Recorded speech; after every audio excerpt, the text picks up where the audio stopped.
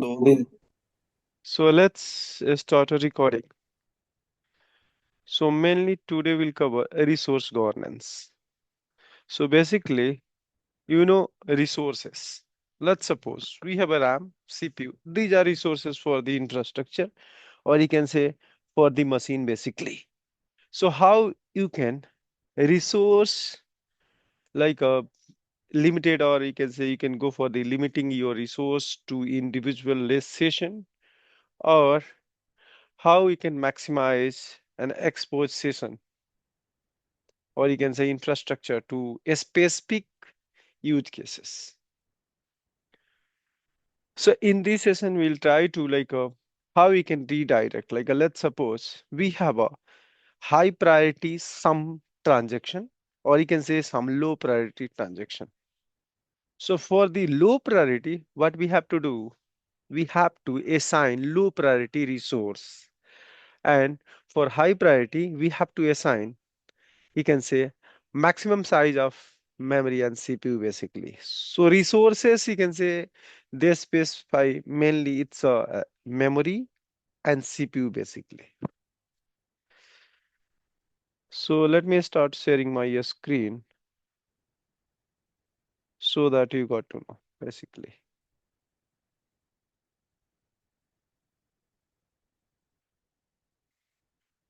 So first step, we have to enable resource governance. So basically, to enable resource governance feature, you have to alter your resource governance and reconfigure. Or you can directly expand your management. And here is a resource governance. So directly you have to go and enable. So both are same. Let me go with a wizard so that I can show you what we are doing here. So you can see whatever activity I did, it's only enable and disable. Both I mentioned here. So for disabling, I mentioned this one. But main case, we have to go for the enable this one. So let me disable once again, and I'm going to enable here. With the script, I'm going to enable this resource governance. And if you can refresh, you got to know resource governance is enabled. So how we can start? Basically, we have to create a multiple pool on basis of your uses. Let's suppose you have a some basically I took an example if we have a payment process, some transaction is coming. Let's suppose I'm assuming we have a e-commerce website. I added items. I started, you can say, initially I search item, and after that I added into the cart. And next, what I did, I started, you can say, placing a order. And to place in between, what we have to do, basically, we have to make a payment. So if any person is coming, and if any person is coming and we are selling our product, it means our business is growing here. So for this case, this is an important, you can say, pull, or you can say important mechanism to if those systems should be executed, it means our company will grow. But so that case, I assign, you can say, some specific resources. Okay. So let me go with some pool detail.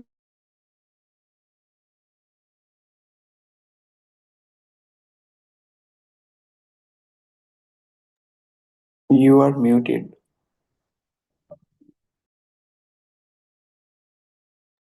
Sorry. So basically, I was saying let's suppose I have to create some pool. Some important pool I mentioned here is a payment user pool. So if any user is coming for the payment systems, let's suppose take example for this TB, or you can say Videocon. Those company basically selling a product like a recharge, all these activities coming. So for that case, if Like I'll be assigning, like I'm saying, minimum CPU 50% and maximum 100%. So more CPU I'm assigning here, like a capping. Just I'm doing a capping here. Minimum 50% CPU and maximum 100% CPU. I'm assigning in this payment pool, user pool. Second, I'm going with a mean memory and max memory. So most of the CPU and memory I'm assigning with a payment pool. Okay. And scheduler, affinity scheduler, I'm going with the auto. It's automatically, basically. So let's suppose this is a pool I'm not creating here. If I'm going, normal reporting team is coming. Like let's suppose you want to know how many like a order I place. So this is not a, you can say, company growth, like you can say features. Like let's suppose someone is coming and checking his report, like how many, like a 1 year before or 3 year before, how many order he placed, or something like some personal information they are checking, address are checking. So basically, it's this information or report information. You can say it's not like a high priority work from like a e-commerce website. Basically, let's take example. So basically, I created a payment user pool. You can create whatever you want on basis of your naming convention. You can create pool. So I'm creating here, and second, I'm Sorry, creating. sorry, Pia. Sorry, Pia. I have messaged you. Please look at this, if you don't mind, because we are bots, so that's why you can use. Okay, It will be. okay, okay, no problem.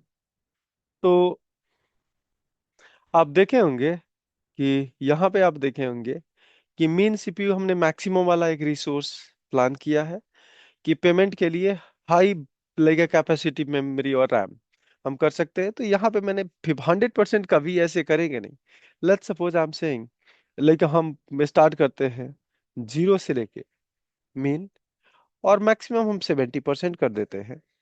तो सिर्फ यानी कि ऐसा नहीं, ये आप देखे होंगे कि यहाँ पे मैंने 30% किया, ये तो सही है, लेकिन यहाँ पे मैं करूँ 70%, तभी तो यहाँ पे आप 30% दे सकते हैं कि पूरा आप यूज ही कर लेंगे 100%, तो फिर इसको क्या मिलेगा बेसिकली।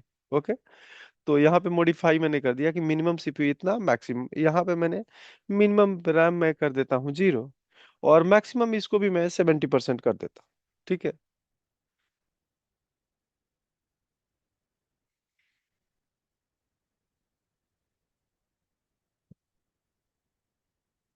मीन्स यहाँ पर हम एक बेस क्रिएट कर रहे हैं, जो कि रिसोर्स पूल होगा, पेमेंट यूजर पूल। हाँ, देखिए अब सिंपल समझिए कि मेरे पास दो एप्लीकेशन है। मैं थोड़ा ये पेमेंट ई कॉमर्स सोच रहा था। अगर सपोज कीजिए दो मेरे पास वेबसाइट है, दोनों वेबसाइट का डेटा यहाँ पे डेटाबेस है। मान लीजिए कि डेटाबेस डेमो है और गूगल डीबी है। तो डेमो डेटाबेस मेरे लिए लो प्रायोरिटी है। अगर कोई यूजर आता है डेमो डेटाबेस पे, तो मुझे लो रिसोर्स असाइन करना है, और गूगल डीबी पे आता है तो हाई रिसोर्स करना है। ओके। तो वही समझ लीजिए कि वो वाला मैं एक पूल बना दिया, जस्ट लाइक उस पूल में मैंने कर दिया कि मैक्सिमम 70% तक रैम सीपीयू जा सकता है, 70 तक मेमोरी जा सकता है। ओके। तो ये मैंने पूल क्रिएट हम्म। कर दिया बेसिकली। और जब 70 मैंने अगर 100 लिख देता, तो एक बात बताइए, यही पूल जब 100% खाएगा तो ये वाला पूल के पास कहाँ से आएगा। ओके। तो बिल्कुल। मैंने इसका मिनिमम जीरो और मैक्सिमम 30% मैंने कर दिया। वैसे ही मेमोरी का भी कर दिया। तो ये पूल मैंने एक नॉर्मल बना, आप जो भी बनाना है बना सकते हैं, नेम आप दे सकते हैं, और जितना आपको असाइन करना मेमोरी और सीपीयू मैक्स के कैपिंग में आप डाल सकते हैं। ओके। अब देखिए मेन यहाँ पे जो कहानी होने वाला है कि मैं एक वर्कलोड बना रहा हूं, और उसी वर्कलोड में आपको क्लियर मैं करूंगा कि बेसिकली ये कैसे राउटिंग होगा, कि कौन सा मेमोरी और कौन सा सीपीयू बेसिकली यूज होने वाला है और कितना होने वाला है।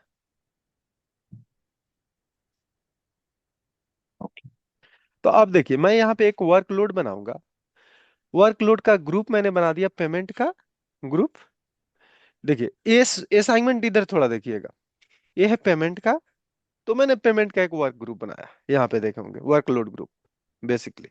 एक वर्कलोड ग्रुप बनाया ए, और उस पूल के साथ एसोसिएशन कर दिया ए वाला पूल को। क्लियर? मतलब कि हम्म। ये वर्कलोड अगर रिक्वेस्ट आता है बेसिकली ई वाला, तो ऑटोमेटिक इस पूल को एसोसिएट होगा। इट मींस कि उसको 0 से 70% मेमोरी और 0 से 70% रैम को असाइनमेंट हो जाएगा। ओके। सेम केस में जाता हूं कि मैंने कहा कि जो रिपोर्ट वाला ग्रुप बनाया हूं, वर्कलोड बनाया हूं, उसका एसोसिएट कर दिया किसे? रिपोर्ट वाला पूल से, जैसे 0 से 30% सीपीयू और रैम का असाइनमेंट है। ओके। तो दो यहां पे वर्कलोड मैंने आपका बना दिया, वर्कलोड ग्रुप बेसिकली। लेकिन फिर इससे आपका काम होगा नहीं। अगला स्टेप्स जो है मेनली एक फंक्शन होगा, और उस फंक्शन में इसकी राउटिंग होगी कि अगर मान लीजिए कि कोई यूजर है, जैसे मान लीजिए कि मैं सोचता हूं कि सपोज कीजिए मेरे पास एबीसी एक यूजर है, और एक एबीसी यूजर है जो सी एडमिन है और कंपनी में एज अ डिविजनल मैनेजर है। ओके। और एक बंदा आता है, एक्स वाई जी है, जो एक लीड डेटा इंजीनियर है, लीड डीबीए है बेसिकली। तो उसको मैं चाहता हूं कि उसका जो मतलब कि रिसोर्स जब आए बेसिकली, वो रिसोर्स कंज्यूम करे, तो उसको असाइनमेंट मैंने 40% कर दिया, और जो डिविजनल मैनेजर एबीसी वाला होगा उसको मैं 60% कंज्यूम करना चाहता हूं। तो आप यहाँ पे जैसे कि इसको मैंने 0 से 60 कर दिया, इसको 0 से 40 आपने कर दिया। ओके। अब इस पुल का एसोसिएशन आपने यहाँ पे आपने क्या कर दिया, वर्कलोड ग्रुप जो बनाएंगे, उस वर्कलोड ग्रुप में आप उस पुल को एसोसिएट कर देंगे, और जो आपका एक्स वाई जी होगा उसके साथ उसका पूल में एसोसिएशन कर देंगे 40% वाला। अब आगे चलते हैं। यहाँ पे जब ये सब कुछ कर देंगे तो आपको रिकॉन्फ़िगर बेसिकली आपको करना है, कि जो भी सेटअप कर दिए बेसिकली ऐसे ये रिकॉन्फ़िगर करने से हमने इनेबल किया था एक, अब देखे होंगे। मेन चीज जो फंक्शन यहाँ थोड़ा आप लोग को प्रॉब्लम होगा, उसको मैं थोड़ा बता देता हूँ। ये देखिए, अब देखिए यहाँ पे क्या मैंने कहा कि अगर मान लीजिए, यहाँ पे ये थोड़ा लॉजिक देखिएगा, और ये वाला स्ट्रेट फॉरवर्ड आपको समझ में आ गया होगा, इसमें कोई डाउट है? यहाँ नहीं एक नहीं। दो ब्रैकेट मैंने बना दिया, समझिए दो बॉक्स बना दिया, हम्म। यहाँ दो बॉक्स बना दिया। बेसिकली यहाँ पे एक वर्कलोड, दो वर्कलोड बना दिया, उसकी मैपिंग कर दिया आपका पूल से। ओके, यहाँ तक कोई दिक्कत नहीं है, ये इसकी जरूरत आपको नहीं है। मैंने इसे लिस्टिंग करने के लिए, आपके इंफॉर्मेशन के लिए, कि कल के डेट में कितना रिसोर्स ग्रुप है और कितना पूल है, तो आपका लिस्टिंग कर सकते हैं। ठीक है। बाय डिफॉल्ट आपका डिफॉल्ट और इंटरनल एक पूल होता है, जो आपको विजार्ड से भी दिखाऊंगा मैं। ओके। मेन फोकस जो पॉइंट यहाँ पे एक्सपेरिमेंट आपको करनी, एक मैंने फंक्शन बनाया, यूजर डिफाइंड फंक्शन, यूएफएन, रिसोर्स आपका गवर्नेंस वर्कलोड बेसिकली। ये रिटर्न करेगा सिस नेम। इसको स्कीमा बाइंडिंग क्यों करते हैं आपको बताता हूं। अगर सपोज कीजिए कि आप सुने होंगे स्कीमा बाइंडिंग व्यू, आप सुने हैं कभी? आप व्यू सुना है नॉर्मल, भैया लेकिन। एक एक होता है जैसे कि नॉर्मल व्यू होता है, एक होता है हाँ। आपका स्कीमा बाइंडिंग व्यू। बेसिकली मैं हम्म। अगर स्कीमा बाइंड कर दूं, तो जो भी बेस टेबल में कोई भी चेंज करना होगा, तो फर्स्ट उसको क्या करना पड़ेगा, उसको स्कीमा बाइंडिंग से बाहर लाना पड़ेगा, और फिर आप मॉडिफाई कर सकते। जैसे मान लीजिए कि इम्प्लाई टेबल है, स्कीमा बाइंडिंग बता दूं पहले, सेलेक्ट स्टार फ्रॉम इम्प्लाई मान लीजिए। ओके, ये टेबल है। मैं अगर यहाँ पे व्यू व्यू बना दूं, क्रिएट व्यू, जो VWEMP,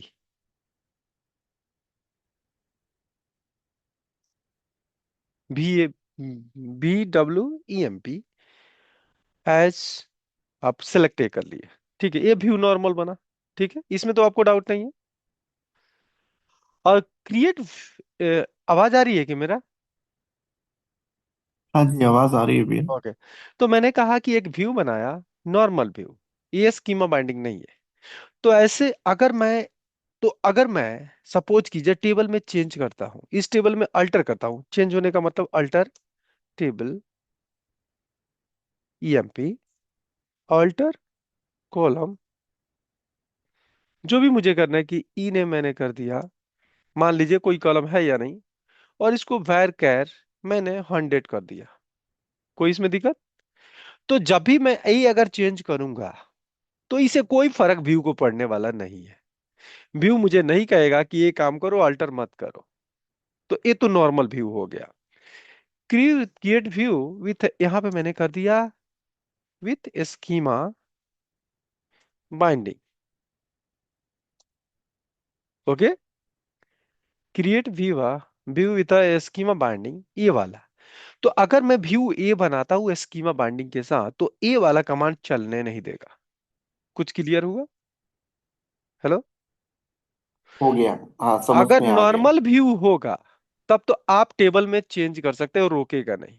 अगर स्कीमा हम्म। बाइंडिंग के साथ होगा तो कहेगा नहीं, आप अल्टर नहीं कर सकते। First you have to remove your like a table from the schema binding view. तो मतलब कि पहले आपको व्यू से डिलीट करना पड़ेगा, देन उसके बाद अल्टर कमांड चलेगा, और फिर आप स्कीमा बाइंडिंग व्यू फिर से बनाएंगे। क्लियर? लेकिन क्या प्रोडक्शन में अगर बहुत बड़ी टेबल है, हाँ बहुत ही बड़ी टेबल है, तो हाँ हाँ। क्या मतलब यानी कि उसके व्यू को इस तरीके से हम स्कीमा बाइंडिंग से बाहर निकाल सकते हैं? देखिए, व्यू बनाना, आपको देखिए व्यू बनाना बहुत स्ट्रेट फॉरवर्ड 1 सेकेंड का एक्टिविटी है। लेकिन एक और भी बात बता दूं, स्कीमा बाइंडिंग बनाते क्यों हैं वो थोड़ा बता देता हूँ। अगर मान लीजिए कि व्यू में हम्म। मैंने यहां लिखा वेयर, मैंने लिख दिया डिपार्टमेंट इजकल टू 10। अब क्या हुआ, ये फिल्टर व्यू हो गया ना, और स्कीमा बाइंडिंग के जी। साथ हो गया। मैंने अगर, अब मैं इस स्कीमा, सपोज कि जिसी को हटाता हूं, मैं अगर ए बना दूं स्कीमा बाइंडिंग, इट मींस मैं व्यू पे भी इंडेक्स कर सकता हूं। जैसे मैं आपको कहा ए, मैं एक तो एक लेवल व्यू में क्या किया कि 10 डिपार्टमेंट वाला सर्च किया। ओके, और हम्म। उसके बाद इस व्यू पे जाके इंडेक्स बना दिया। जो भी स्कीमा बाइंडिंग जो आपका व्यू होता है ना, उस पे आप हम्म। जाके इंडेक्स बना सकते हैं, जो नॉर्मल व्यू पे आपका नहीं बन सकता है। ओके। अगर आपने स्कीमा बेंडिंग बना दिया तो अब देखिए क्या होगा, थोड़ा और भी मतलब परफॉर्मेंस की देखिए बात।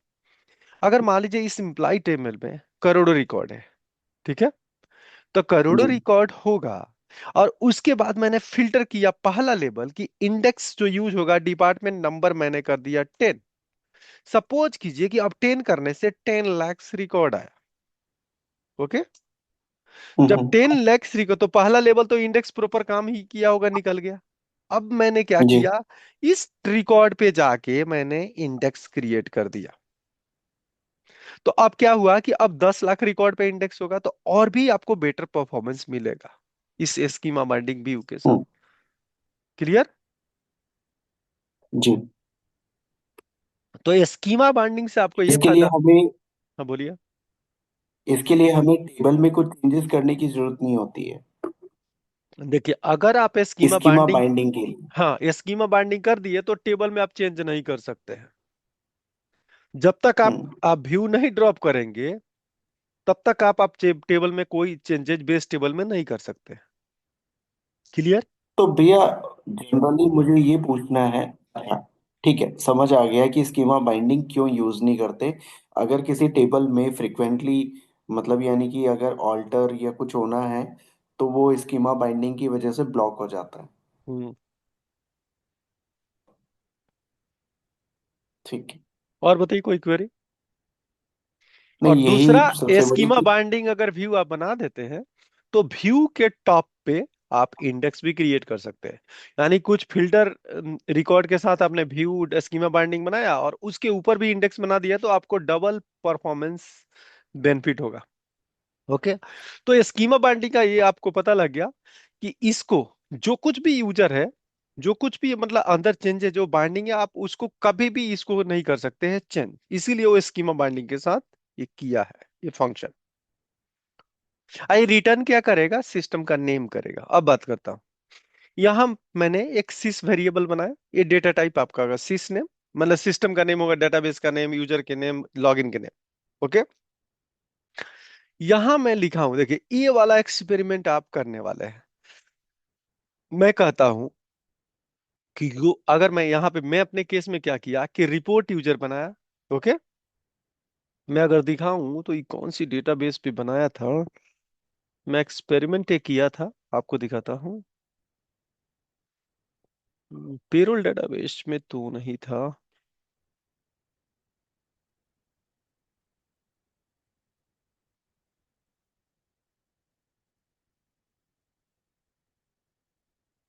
एक डेमो यूजर। ओके। तो यहाँ टेस्ट है। रिपोर्ट यूजर मुझे चाहिए। रिपोर्ट यूजर इसमें नहीं, तो पेरोल होगा, उसमें होगा। देखिए, इसमें एक्सपेरिमेंट मैंने कहा था कि पेमेंट डेटाबेस में दो यूजर बनाया था, जिसका नाम है पेमेंट यूजर वन और रिपोर्ट यूजर वन, जो हमने पहले आपको डिस्कस किया था कि दो पूल हम यहाँ बनाए हैं। एक पेमेंट वाला एक यूजर होगा। मान लीजिए कि वेबसाइट के अंदर, वेबसाइट में पेजेस होते हैं, वेब पेज होते हैं, जैसे एसपीएक्स अगर डॉट नेट का है, पीएचपी का अलग से पीएचपी का पेज होता है। तो उस पेज पे दो कनेक्शन यूज हो रहा है। ओके, दो कनेक्शन हो रहा है। तो जो आदमी पेमेंट पेज को बाइंड करेगा वो पेमेंट यूजर से कनेक्ट करेगा, और जो रिपोर्ट देखेगा वो रिपोर्ट यूजर से कनेक्ट होगा। ओके। तो जब, अब देखिए यहाँ क्वेश्चन क्या है कि अगर as user name equal to report होगा, तो कौन से वर्कलोड को राउट करेगा? User report group. जो आपको पता होगा कि हमने एक यूजर वर्कलोड बनाया था। यूजर रिपोर्ट देख रहे हैं, ग्रुप। देखिए एक यहां पे देखिए, ये इंडिपेंडेंट बना, इसका टाई अप हो गया किसे? वर्क लोड से। ओके, इसका वर्कलोड से टाई अप पूल का हो गया। ओके, अगला लेवल में आपका, यहां पे देखिए मैंने कहा कि अगर ए यूजर है तो आपका जो वर्कलोड है उसे टाई अप हो गया। देख रहे हैं कि अगर ये वर्कलोड ग्रुप, अगर ए यूजर होता है तो ए वाला ग्रुप से कांटेक्ट करेगा। इट मींस कि कितने रिसोर्स होगा ये बताइए। अगर ए जाएगा तो कितने रैम कैपेसिटी में जाएगा ये बताइए। 0 तो इसका। 0 से 30 बेसिकली, ताकि ए वाला डायरेक्टली आपका डिपेंडेंट है सेकंड वाला इससे, जो आपका यहाँ पे आप देखे होंगे मेंशन है यूजर रिपोर्ट ग्रुप, इस यूजर रिपोर्ट पूल से। तो बेसिकली आपका यहां से असाइनमेंट हो जा रहा है कि अगर ए यूजर होगा तो आपको ये करना। ये यूजर अगर चेक करके मिलता है तो ए होगा। अब जैसे मान लीजिए कि मैं कनेक्ट करता हूं, ये यूजर से कनेक्ट करता हूं।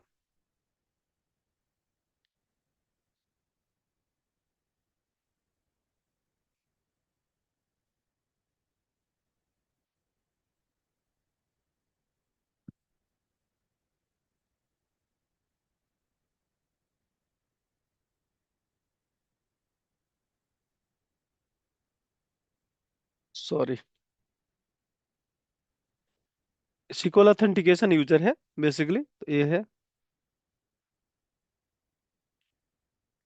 और यहाँ पे एक्सपेरिमेंट आप बहुत कुछ करने वाले हैं कि ये इससे आपको फायदा होगा। अब देखिए मैं इसका अगर जाता हूँ, बेसिकली हमारा पेरोल डेटाबेस में है, और इसको देखिए यहाँ पे करता हूँ select star from, select star S user underscore name. तो बेसिकली क्या आएगा इस केस में? आपका क्या आएगा? Report user. तो इसको चेक करने के लिए मैं कह रहा हूं कि अगर एस यूजर में जब रिपोर्ट आएगा तो आपका वर्कलोड जो होना है यूजर रिपोर्ट वर्कलोड है। ओके, अगर कोई बंदा, अगर दूसरा पेमेंट वाला बंदा अगर कनेक्ट करेगा तो उसका एस यूजर क्या होगा? आपका ये होने वाला है बेसिकली।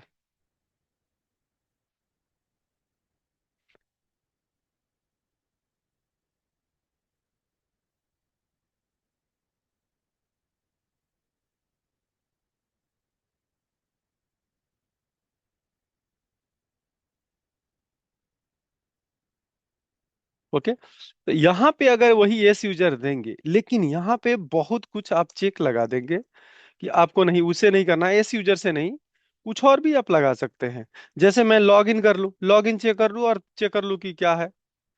ये भी चेक कर सकता हूँ जैसे पेमेंट यूजर है। तो मैंने कहा कि जब पेमेंट यूजर आएगा तो पेमेंट वाला वर्कलोड को फॉलो करेगा और रिटर्न कर देगा बेसिकली। तो ऑटोमेटिक आपका असाइनमेंट किसे हो गया कि अगर रिपोर्ट होगा तो रिपोर्ट वाला पूल पे चला जाए, यूजर वाला पूल पे चला जाएगा, पेमेंट होगा तो पेमेंट वाला पूल पे चला जाएगा। तो इसमें 70% तक कैपिंग है और यहाँ पे 30% तक कैपिंग है यूजर ग्रुप में। क्लियर? तो आपको बेसिकली ये वाला फंक्शन क्रिएट करना है। ठीक है। और अगला काम, रिसोर्स गवर्नेंस को, क्लासिफायर जो फंक्शन है, जो आपने ए होता है क्लासिफायर फंक्शन, इस फंक्शन के साथ इसको मैचिंग करना है। दैट्स ऑल, आपका अब कंप्लीशन हो गया। तो फाइनली ये आपको करना है। तो अब क्या होगा कि जब भी बंदा अगर इस यूजर से आएगा तो उसको 30% तक कंजम्पशन होगा, अगर इस यूजर से आएगा तो इतना कंजम्पशन होगा। लेकिन यहाँ पे आप यही लिमिट मत कीजिए। आप यहाँ सोचिए, यहाँ पे एप्लीकेशन का नेम भी होता है, ऐप ऐप नेम होता है ना। अगर सपोज कीजिए, मैं आपको एग्जांपल दे, देखिए ये वाला आपको नोट करना जरूरी है बेसिकली, कि अगर कोई बंदा एप्लीकेशन, जैसे यहाँ पे विजुअल स्टूडियो आता है, अब मान लीजिए कि मेरे पास वेबसाइट है www.amazon.com, तो मैं कहता हूं कि अगर अमेजन का, यहाँ पे अगर मान लीजिए कि amazon.in हो, ओके, अमेरिका वाला ऐसे किया होगा मे बी कि इन हो, तो उसका कंजम्पशन दिया होगा, मान लीजिए कि 0 से मैं कर दिया 40%। और जब कम हो सकता है कि हो सकता है .us हो, तो उसका हो सकता है 0 से आपका 60% किया होगा, ऐसा हो सकता है ना। तो आप यहाँ पे एप्लीकेशन का भी चेक लगा सकते हैं कि एप्लीकेशन का नाम ए होगा, आप ए डालेंगे तो मुझे ए वाला पूल में चला जाए 40% वाला में, और अगर यूएस वाला है तो 60% में। तो आप ऐप का नाम मान लीजिए, कभी ऐसा हो सकता है, अभी कर सकता हूं कि मैं कर सकता हूं कि लॉगिन नेम, अगर एक लॉगिन के लिए क्या होता है आपका, मुझे करंट एक्टिव लॉगिन चेक करना है तो क्या करूंगा, यूजर अगर देखता हूं, यूजर नेम, इसी को चेक करता हूं क्या आ रहा है इस केस में।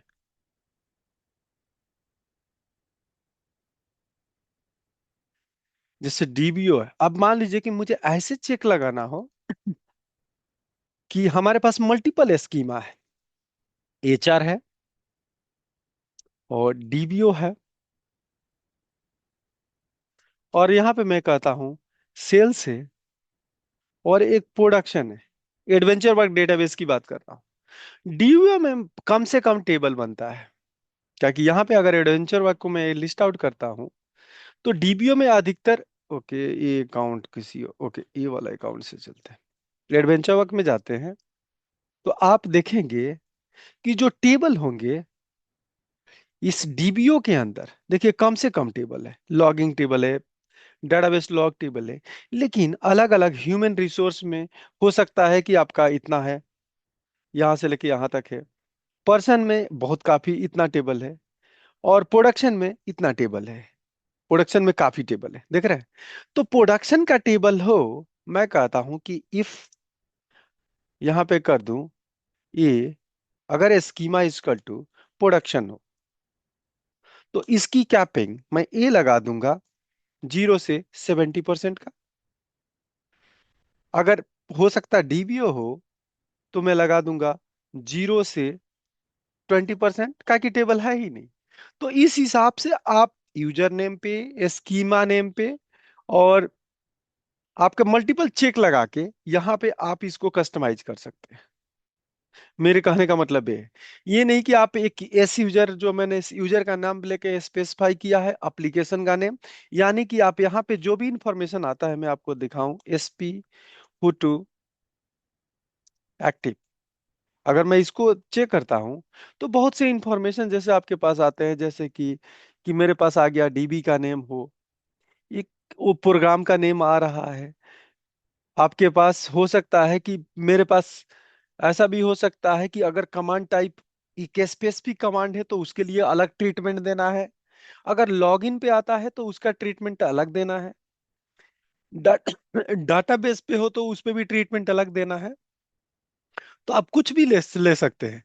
तो आपका ये डिपेंड करता है कि आप कैसे कस्टमाइज आपने रिसोर्स गवर्नेंस को करने वाले हैं बेसिकली। तो यहां पे आपको मेन फोकस करना है कि ये वाला पार्ट पे। क्लियर? आपको डाउट है यहाँ पे? कि देखिए यहाँ पे यूजर का आप एस यूजर का चेक लगाओ, एप्लीकेशन का चेक लगाओ, या लॉगिन का चेक लगाओ, स्कीमा का चेक लगाओ। कोई भी चेक लगाने के बाद आपकी राउटिंग उस हिसाब से अपने लोड को बैलेंसिंग कर सकते हो। जैसे हिस्ट्री टेबल आपके एग्जांपल के लिए है, कि आर्काइवल के लिए हिस्ट्री टेबल है, वो हिस्ट्री टेबल फ्रीक्वेंट यूज नहीं होता है। मैं कहता हूं कि कंपनी का एग्जांपल जैसे आईसीआई बैंक है, तो आईसीआई बैंक करता है कि मान लीजिए कि जो भी डेटा, जैसे 3 साल का डाटा फ्रीक्वेंट यूज होता है और उसके पहले का डाटा फ्रीक्वेंट यूज नहीं होता है, तो उसके लिए ये पेमेंट क्या कर सकते हैं कि अगर ओल्ड का आर्काइवल डेटा है, एप्लीकेशन अगर उसका है ओल्ड, जैसे रिपोर्ट है, रिपोर्ट डॉट ICI.com है, स्लैश ओल्ड है मान लीजिए, आर्काइव रिपोर्ट है, आर्काइव रिपोर्ट है, तो इस यूआरएल से अगर हिट आ रहा है तो हमें क्या करना है, उसको लिमिट करना है 0 से 30% पे। अगर इसी का यहीं पे अगर यूआरएल चेंज हो गया, यहां पे हो जाता है आपका लाइव रिपोर्ट, तो यहाँ पे 0 से लेके 70% तक का आप कैपिंग कर सकते हैं। इसमें कोई इशू है? तो सिंपली आपको यहाँ पे ऐप का चेक देना पड़ेगा। ऐप, ऐप आपका नेम बेसिकली यहाँ पे आ नहीं रहा है।